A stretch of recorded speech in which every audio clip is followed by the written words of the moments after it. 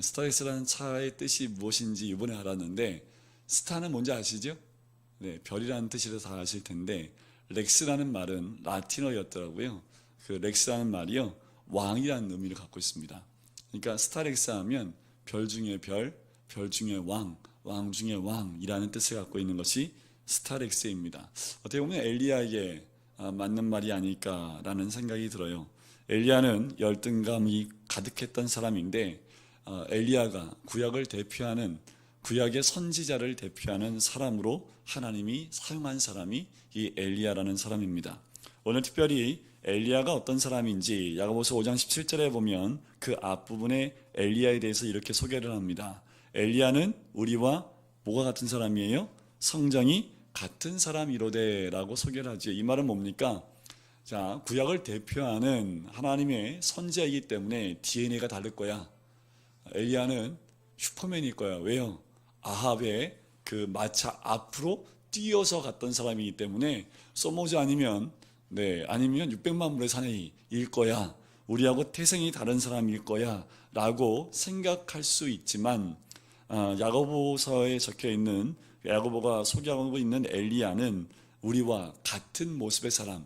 그 말은 뭐예요? 우리와 같이 약점도 많고 허점도 많은, 그래도 겁도 많고 우유부단하고 뭐 하나 결정 잘 못하는 그런 사람의 모습, 그냥 일반 사람과 별 다름이 없는 사람이다 라고 소개를 하고 있는 겁니다. 야고보는 엘리야의 성정을 변화시킨 유일한 방법도 한 가지 같이 제시를 해요. 그 17절 말씀 하반절에 보면 이렇게 나오죠. 그가 비가 오지 않기를 간절히 뭐 했어요? 기도한 즉 3년 6개월 동안 땅에 비가 오지 아니했다라는 거지요. 아하, 엘리야는 그럼 어떤 사람이라는 것을 알 수 있습니까? 기도의 사람이라 라고 알 수 있습니다. 말씀 다 했습니다. 엘리야를 처음부터 끝까지 변화시킨 것은 기도로 시작해서 기도로 끝난 엘리야라는 겁니다. 우리와 똑같이 우유부단하고 우리와 똑같이 연약하고 약점 많고 콤플렉스가 많은 사람인데, 이 야고보가 소개하는 이 엘리야를 보니까 그럼에도 불구하고 이 엘리야는 기도하니까 하늘 문이 닫혔다가 열렸던 사람이다 라고 소개를 하고 있는 거지요. 간절한 기도가 중요합니다. 목마른 사슴이 시냇물을 찾듯이 아주 갈급한 심정으로 기도했다라는 거죠. 얼마나 갈급하게 기도한지 아십니까? 전에도 한번 말씀을 드렸는데, 이 엘리야가 기도하는 아주 대표적인 모습이 뭐냐면 머리가 무릎 사이로 들어갈 만큼 간절히 기도했습니다. 우리 유정래 집사님이 요가를 하셔서 유정래 집사님이 대표를 한번 해보시면 유정래 집사님 가능하실 것 같아요. 요가 하신 분들은 이게 무릎 사이로 머리가 들어가더라고요. 근데 저는 그 말씀 가지고 숱하게 노력을 해봤지만 안 들어가요. 더 나이가 들어가니까 굳으니까 더 안 되고, 제가 고등학교 2학년 때 해봤거든요. 고등학교 2학년 때도 안 되더라고요. 제가 목이 긴데도 이게 무릎 사이로 안 들어가요. 그만큼 엘리야가 기도하는 모습이 간절했다라는 거지요. 자, 야고보서를 보면 야고보서는 보통 어떤 내용으로 우리가 알고 있냐 하면 행함이 없는 믿음은 죽은 믿음이다 라는 것을 강조하는 책으로 알려 있는데, 꼭 그렇지만은 않아요. 야고보를 이야기할 때 야고보는 예수님의 형제입니다. 예수님의 동생이지요. 그런데 야고보의 별명이 있는데 그 별명이 뭐냐 하면 낙타무릎이라는 별명이 있어요. 얼마나 기도를 했는지 야고보가 기도했던 장소에 가보면 대리석이 이 무릎 모양으로 파여 있다고 합니다. 얼마나 기도를 했던지 무릎이 낙타 무릎처럼 돼버린 사람이 이 야고보라는 사람이에요. 그래서 야고보서에 보면 기도를 참 많이 강조한 부분들이 나옵니다. 대표적으로 1장 5절에 보면 그렇게 나와요. 너희 중에 누구든지 지혜가 부족하거든 모든 사람에게 후히 주시고 꾸짖지 아니하시는 하나님께 구하라. 그리하면 주시리라. 또한 5장에 보면 너희 중에 고난당한 자가 있느냐? 그는 뭐하라고요? 기도할 것이요. 또 너희 중에 병든 자가 있느냐? 뭐하라고요? 그를 위해서 기도할지니 믿음의 기도는 병든 자를 구원하리니 주께서 그를 일으키시리라. 자, 16절 오늘도 본 말씀 읽었다는 거죠. 16절에 보니까 의인의 간구는 역사하는 힘이 크다라고 얘기하죠. 그러면서 17절에 기도의 본보기로 제시된 사람이 이 엘리야라는 사람입니다. 근데요, 엘리야가 처음부터 그렇게 기도를 잘했던, 원래 DNA 자체에 기도하는 사람으로 몸에 박혀서 태어난 사람이 아니라는 거예요. 이 엘리야가 뭐 처음 등장할 때부터 무릎 꿇고 등장하는 모습이 아니라는 거지요. 기도하는 사람이 아닙니다. 어쩌면 좀 기도하고 먼 사람이었을지 모르겠습니다. 누구에게 싫은 소리 한마디 들으면 그냥 꽁 해가지고 그냥 집안에 들어가서 나오지 않는 성격이 이 엘리야라는 사람이었습니다. 그런데 그런 엘리야가 간절히 기도했더니 3년 6개월 동안 비가 오지 않았고, 다시 기도했더니 비가 왔다라는 거지요. 우리와 비슷하게 약점과 또한 트라우마로 잡혀있던 엘리야지만, 그가 그 한계를 뛰어넘을 수 있는 유일한 방법으로 선택한 것이 무엇입니까? 기도라는 겁니다. 구약 성경에서 가장 크게 쓰임받을 수 있었던 것은 그의 기도라는 거지요. 게다가 엘리야가 매우 겁이 많은 사람입니다. 저도 참 겁이 많은데, 네, 엘리야만큼일까라는 생각이 들 정도입니다. 열왕기상 19장 1절에 보면 이런 말씀이 있어요. 아합이 엘리야가 행한 모든 일과 그가 어떻게 모든 선지자를 칼로 죽였는지를 누구에게 말했을까요? 이세벨에게 말합니다. 이 이세벨은 누구냐 하면 아합의 아내입니다. 그때 왕이었던 아합 왕의 왕비, 아내였던 사람인데, 성경 역사상에 가장 지독한, 악독한 여인으로 등장하는 것이 이세벨입니다. 얼마나 악독하면 요한계시록에 이세벨이라는 또 이게 나오잖아요. 그 정도로 이세벨이 굉장한 여인입니다.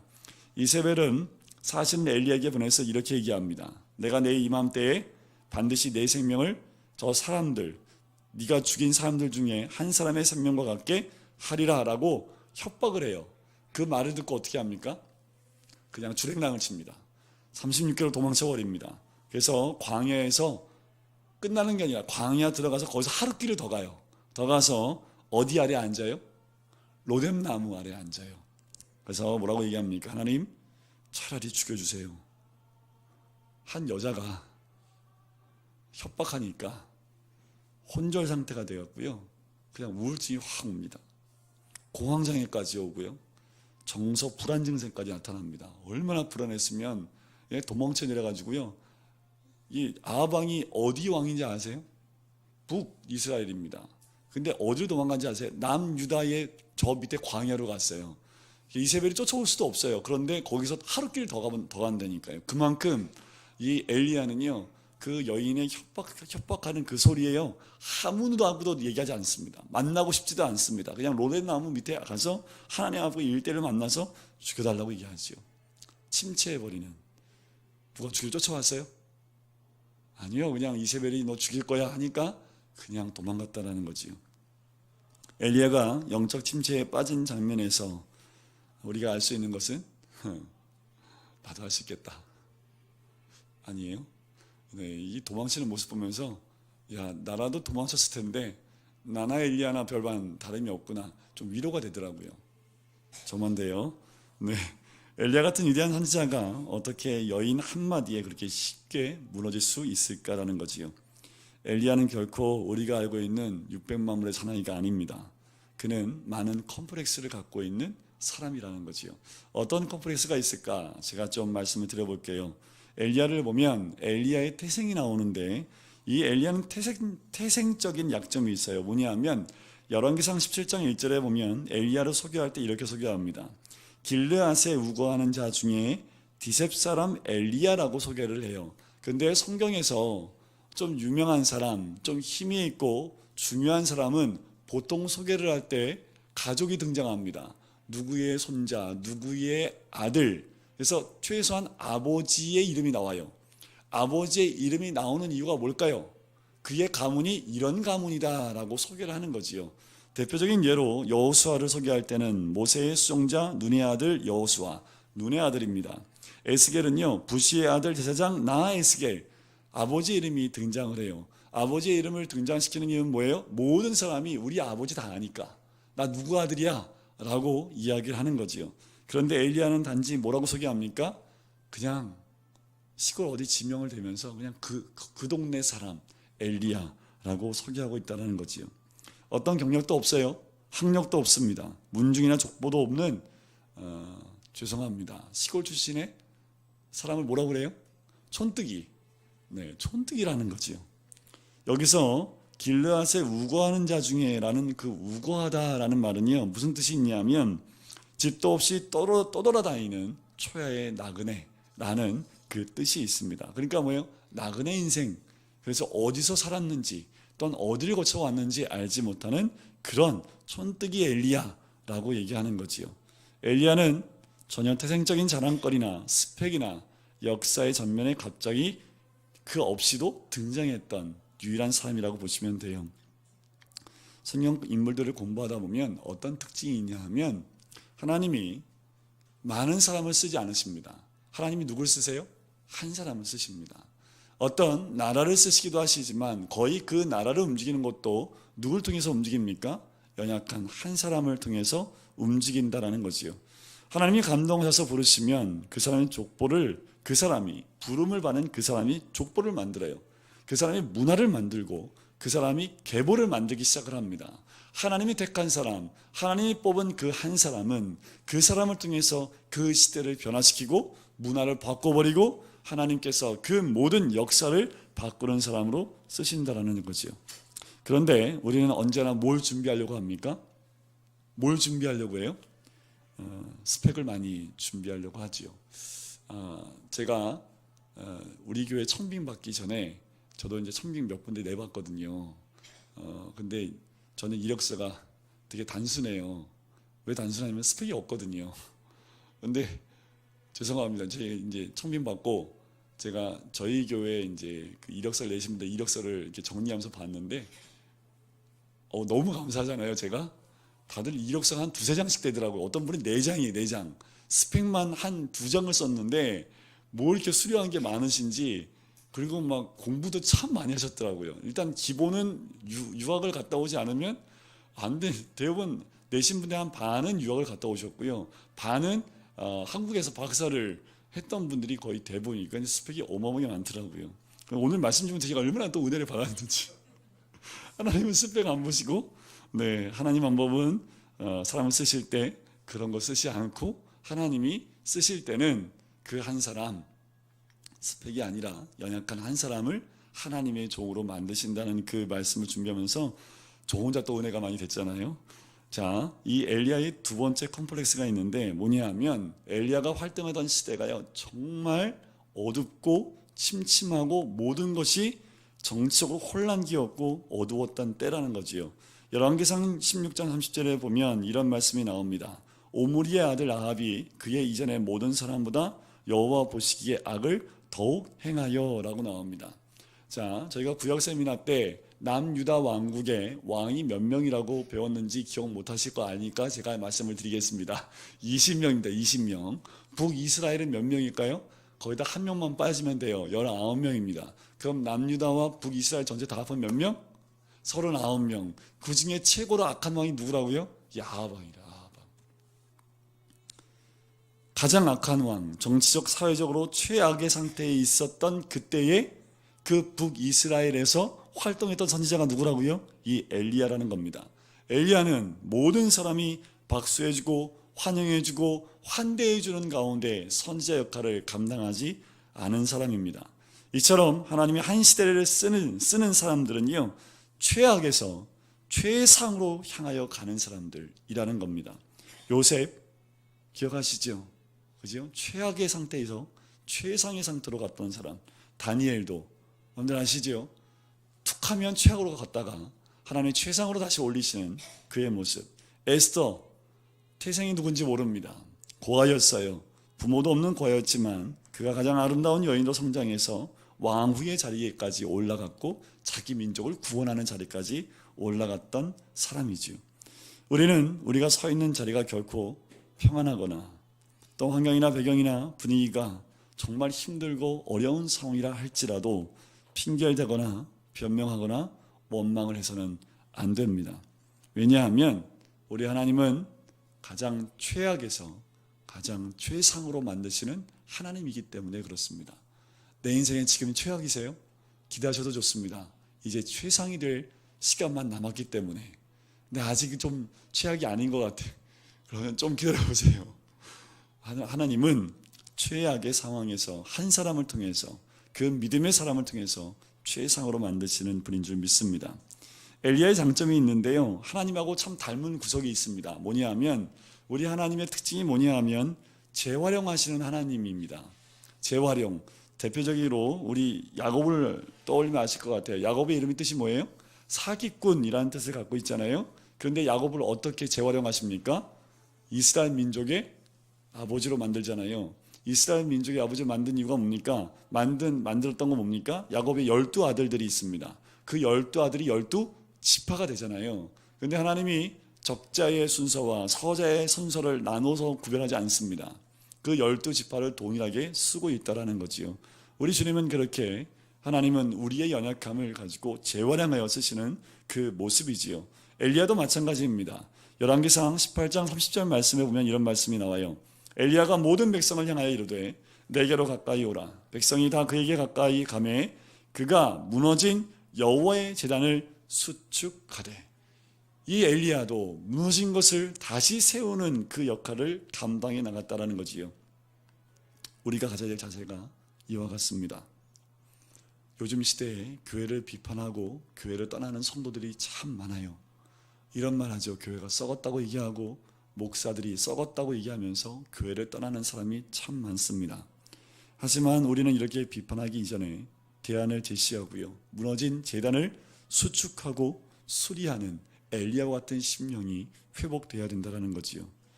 우리가 해야 될 것은 사람들을 세워주는 사람, 무너진 것을 수리해주는 사람, 바로 엘리야이고, 하나님은 이 일에 그를 사용했던 것처럼 지금 이 시대에도 엘리야와 같은 사람이 필요하다라는 거지요.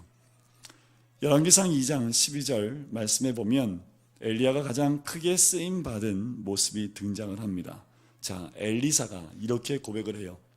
내 아버지여, 내 아버지여, 이스라엘의 병거와 그 마병이여 라고 이 엘리사가 외칩니다. 이게 상황이 어떤 상황이냐면, 엘리야가, 하나님이 엘리야를 산채로 불병거를 타고 위로 데리고 가는 그 순간입니다. 그때 이 엘리사가 엘리야를 향하여 외치는 소리거든요. 여러분들, 이 땅에 엘리야의 시신을 남겨놓지 않았습니다. 한 사람 더 있죠. 누굽니까? 에녹이죠. 에녹은 어떤 사람이에요? 하나님과 동행했던 사람.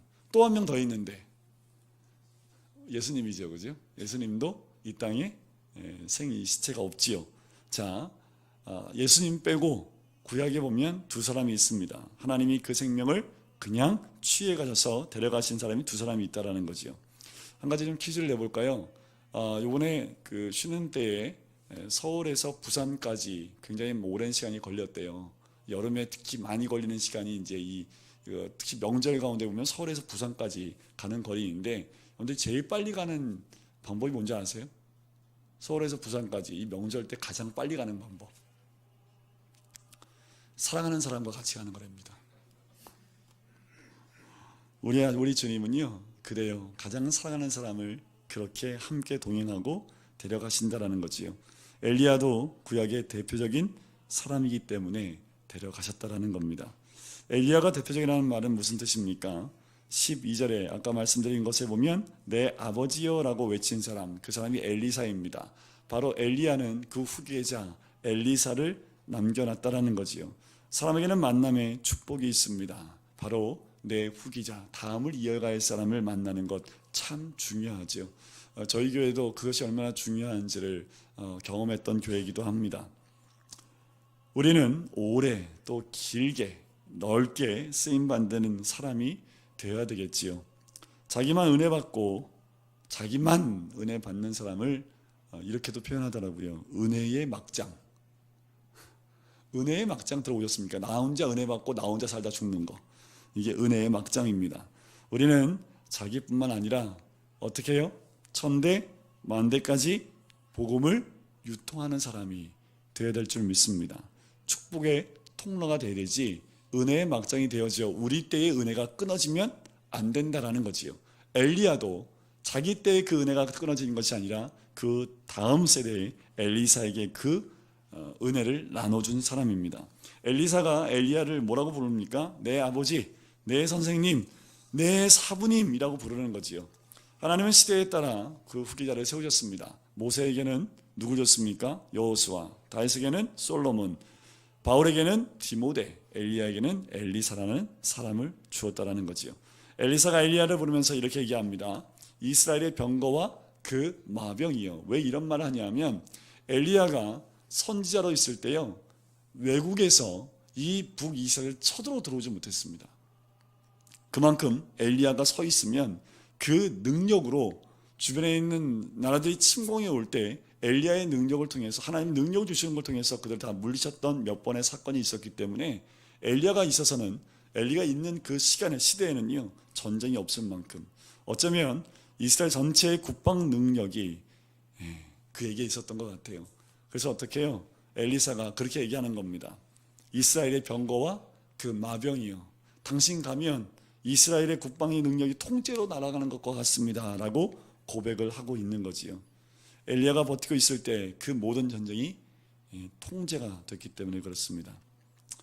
이처럼 하나님은 열등감, 컴플렉스 덩어리인 그 사람을, 또한 여인 말 한마디에 좌절하고 또한 우울증에 빠져버린 촌뜨기 출신의 그 한 사람을 놀랍게 사용하고 있을 뿐만 아니라 이스라엘 전체의 병거와 그 마병으로 쓰고 계시다라는 거지요. 또한 이 엘리야가 구약을 대표하는 선지자라는 것을 어떻게 알 수 있냐면 마태복음 17장에 보면 변화산상에서 예수님이 변화되어서 두 사람과 함께 섰을 때에 그 두 사람 중에 한 사람이 누굽니까? 이 엘리야입니다. 또 한 사람 누구예요? 모세이지요. 모세는 율법을 대표하고 엘리야는 선지자를 대표합니다. 그래서 우리는 그 모습을 통해서 또 무엇을 알 수 있어요? 아, 엘리야는 구약의 모든 선지자를 대표하는 사람이구나 라는 것을 알 수 있습니다. 자, 이렇게 엘리야가 하나님께 쓰임받을 수 있는 것 또 한 가지가 있습니다. 뭐냐면 그의 성격과 기질 가운데 단연 돋보이는 말씀인데요, 열왕기상 19장 10절에 보면 이렇게 나옵니다. 내가 만군의 하나님 여호와께 열심히 유별하오니 라는 말씀이 있어요. 개역 한글에는 이 말씀이 이렇게 나옵니다. 열심히 특심하오니 라고 나오거든요. 자, 엘리야는 불로 응답받는 불의 종이고 그 가슴에 뭐가 있어요? 불덩어리를 갖고 있었던 그 사람입니다. 주를 향한 특별한 열심을 가지고 있었던 사람, 하나님께 기도할 때 특별히 열심으로 힘을 다하여 했던 사람, 그 사람이라는 거지요. 이 땅에서 성공한 사람들의 특징이 있다면 그 사람들의 공통점은 열정이 있었다라는 겁니다. 그런데 그거 아세요? 암이 우리 몸에서 자라날 때가 언제인지 아십니까? 차가울 때입니다. 그래서 우리 옛날 분들이 한여름에도 찬물을 벌컥벌컥 마시지 말고 이열치열하라고, 그래서 우리가 복날에 뭐 먹어요? 차가운 음식 먹습니까? 뜨거운 음식 먹습니까? 뜨거운 음식을 먹어요. 그죠? 뜨거운 음식을 먹는 이유가 찬게에 들어가면 그 몸이 차가워지면서 암이 유발되고 암이 자라나는, 증식하는 그 환경이 된다고 합니다. 신앙하고 똑같은 것 같아요. 우리의 신앙이 식으면 우리는 어떻게 돼요? 그와 비슷하지요. 그래서 성경에 나와 있는 은혜 위에 은혜를 더해달라, 갑절의 영감을 달라, 7배의 권능을 달라, 이 모든 말의 뜻은 뭐냐면 주를 향한 그 열정이 식지 않게 해달라라는 말과 똑같은 겁니다. 엔진이 멈추면 안 돼요. 우리가 2박 3일 동안 받은 은혜가 있습니다. 제가 2박 3일 동안 특별히 저녁에 함께 기도하는 그 모습을 저는 눈 뜨고 다 보면서 기도했거든요. 야, 우리 성도님들이 이렇게 기도하시는구나 할 정도로 정말 열심히 다 기도하시더라고요. 그 열심히 기도하는 그 모습이요, 수련회 때만 있으면 안 돼요. 그러면 그냥 365일 우리 수련회 가야지요. 네? 밤마다 집회하고, 그래서 어떤 교회는요 매일 밤마다 집회가 있는 교회가 있어요. 그러면 그 목사님은 항상 저처럼 이런 목소리를 갖고 365일 살아갈 수밖에 없는 거지요. 왜 수련회 때 그렇게 은혜를 주시냐 하면 그때 한번 우리 안에 동력이 생기는 겁니다. 뜨거움이 생기는 거죠. 말씀의 뜨거움, 또한 기도할 때 왜 이렇게 기도가 더 잘 돼요? 아니, 금요 기도회 때는 잘 기도가 안 되는데 이상하게 이렇게 수련회 가면 왜 이렇게 기도가 잘 되는지, 평상시 기도 안 하시는 분들도 기도가 터져 나오고 간절히 기도하고 막 하는 모습들이 너무나 보기 좋아서 사진을 찍었어야 했는데 이제 사진을 못 찍었어요. 아무튼 그 모습이요, 멈추시면 안 됩니다. 중요한 건 열정도 중요한데 꾸준함도 더 중요하다는 거지요. 수련회 때처럼 그렇게 열정적으로 기도할 수는 없겠지만 그 기도하는 모습이 계속 연결이 되어서 우리가 꾸준하게 기도하는 모습 가운데 그 은혜가 소멸되지 않아야 된다는 거지요. 하나님은 우리가 거룩하기를 원하십니다. 거룩의 뜻이 무엇입니까? 순수하다, 깨끗하다, 정결하다는 의미도 있지만 유별나다, 다르다, 차이가 있다, 구별된다라는 뜻도 있는 것이 거룩입니다. 우리 가슴에 예수님의 사랑, 십자가의 사랑의 불씨가 꺼지지 않으시기를 주님의 이름으로 간절히 축원드립니다. 하나님의 사랑이 우리 가슴에 불타서 우리 안에 그 불씨의 동력으로 날마다 삶 가운데 기도를 끊이지 아니하고 말씀을 사모하는 그 심령이 늘 우리 가슴 가운데 있기를 소원합니다.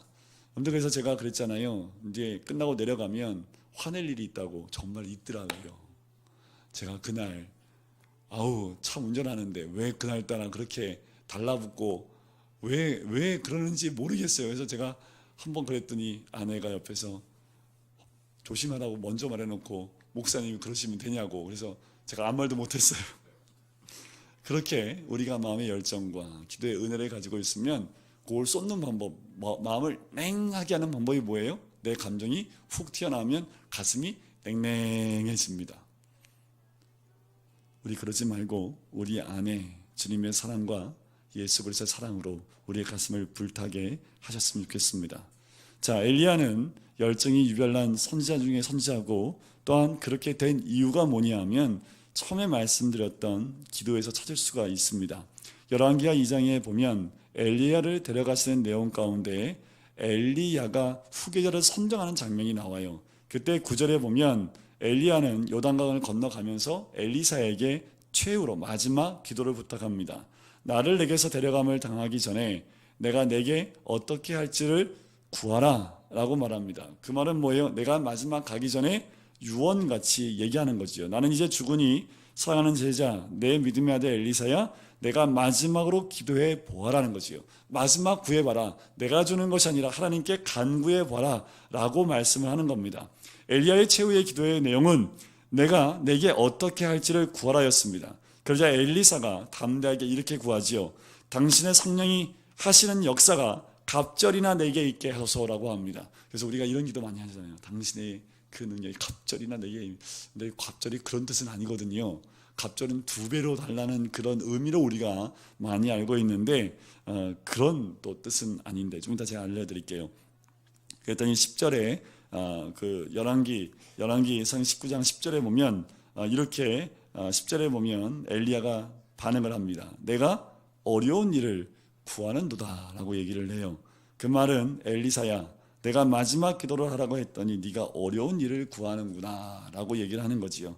자, 엘리사가 바란 갑절이란 말은 우리가 알고 있는 갑절 2배 그런 의미가 아니라 2 몫을 달라는 겁니다. 2 몫을 달라는 거예요. 그 말은 뭐냐면 장자에게 2 몫을 주는 관습이 있기 때문에 그래요. 보통 이스라엘도 마찬가지입니다. 장자에게 갑절 2 몫을 준다라는 거예요. 그 뜻은 뭐냐면 얘가 장자야, 얘가 후계자야 라는 증거로 2 몫을, 즉 갑절을 준다라는 거지요. 갑절을 달라는 엘리사의 기도는요, 선물을 2배로 달라는 의미보다 저를 후계자로 삼아 주십시오 라는 그 의미가 더 크다라는 겁니다. 엘리야의 사역을 보면 기도로 시작해 기도로 흘러가는 것을 볼 수 있지요. 엘리야를 회복시키는 장면을 보면 열왕기상 19장 5절 이하에 엘리야가 우울증과 공황장애에 빠져서 영적으로 침체해 자살하려고 할 때 하나님이 고치시는 장면이 나옵니다. 로뎀나무 아래 누워 자고 있는 모습이 나오지요. 여러분들 지금 엘리야가 어떤 상태라고요? 공황장애, 불안 증세입니다. 여러분들 불안해지면 잠이 와야 하나요? 가장 대표적으로 잠을 못 자게 됩니다. 그런데 로뎀나무 아래서 뭐 하고 있어요? 누워 자고 있지요. 잠이 잘 온다는 건 뭐예요? 편하다는 뜻이잖아요. 그죠? 우리 주님이 그 마음에 평강을 주시는 거지요. 엘리야가 잠을 자는 동안 천사가 와서 그를 어루만지는 장면이 나옵니다. 성령님이 우리의 마음을 어루만져 주시듯이 천사가 만져주는 거지요. 이때 하나의 테라피가 탄생을 합니다. 뭐냐 하면 터치 테라피. 여러분들 그거 아세요? 우리 아이들도 마찬가지입니다. 이 스킨십을 많이 받은 아이일수록 어떨까요? 마음이 좀 많이 편안해합니다. 아기 때 엄마의 이 터치를 많이 못 받으면, 스킨십을 많이 받지 못하면 좀 아기들은 불안해하거든요. 불안 증세가 있을 수밖에 없습니다. 우리 주님께서 엘리야의 그 모습을 보시고 직접 만져주시는 거지요. 만져서 어떻게 해요? 그의 마음을 평안케 해주시는 거지요. 근데 불안한 분 계시면요, 이게 많이 스킨십을 해주시면 돼요. 손 좀 만져주시고, 어깨에 손도 얹어주시고, 남녀가 구별하니까 남자는 남자끼리, 여자는 여자끼리 그렇게 해주시면 그분이 많은 위로를 받습니다. 100마디 말보다 이렇게 터치해 주시면 굉장히 큰 위로가 되거든요. 또 예수님도 보면, 예수님은 이 먹는 테라피, 우리 예수님은 주로 먹는 테라피를 많이 하시는데, 우리 주님은 먹는 걸 통해서 사람을 회복시키는 경우가 많아요. 대표적으로 이 베드로를 회복시킬 때 어떻게 합니까? 우리 예수님이 떡하고 생선 굽고 계시잖아요, 그죠? 와서 먹어라. 그래서 먹으면서 눈물 찔찔 짜면서 그 베드로를 회복시키는 장면이 등장을 합니다. 엘리야는 우리 하나님이 어떻게 직접 만져주시는 거지요. 우리는 종종 나만 힘들고 나만 비참하다고 느끼곤 합니다. 그래서 밖에 나가기 싫어요. 사람 만나기도 싫고 혼자 커튼 쳐놓고 집안에만 있고 싶을 때가 있다는 거지요. 그때 엘리야의 일생을 보면 위로와 힘을 얻을 수 있습니다. 엘리야도 당시 같은 느낌을 가졌기 때문이지요. 열왕기상 19장 10절에 보면 이렇게 우리 주님께 투덜거립니다. 오직 나만 남았거늘 이라고 얘기를 해요.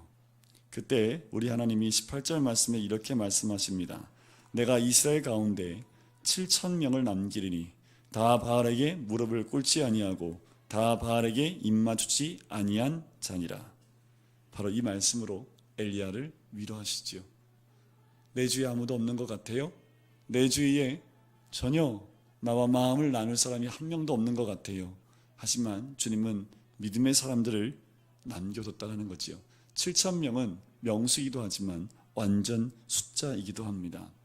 우리도 교회 안에서 신앙생활을 하고 또한 주의 일을 하려고 달려나갈 때 엘리야와 같은 똑같은 심정으로 나락에 빠질 수도 있고 괴로움을 느낄 수도 있습니다.